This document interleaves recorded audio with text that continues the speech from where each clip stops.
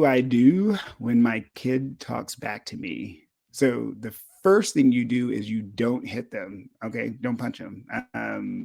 I know kids are amazing behavioral scientists, right? So they know exactly what to do to get you as a caregiver to respond. They are so good at behavioral theory. They just don't know it.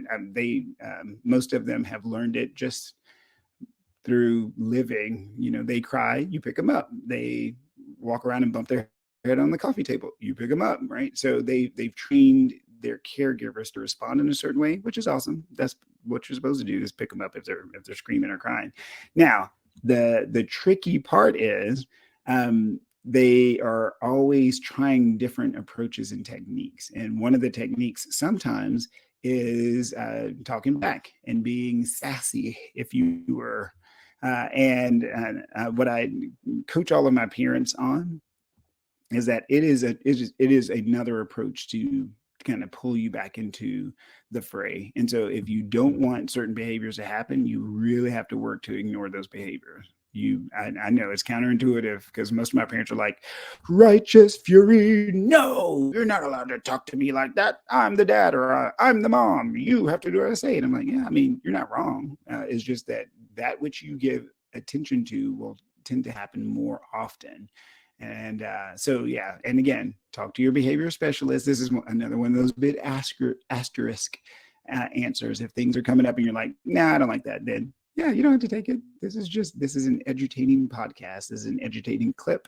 It should add to what you're doing and not take away or be a burden. And so just be mindful, and then don't take it personally. So a lot of my parents, when kiddos are like, oh, you're so mean, you're a mean mommy, you're the worst dad ever, you never let me do anything. All of those different approaches are just that, they're approaches.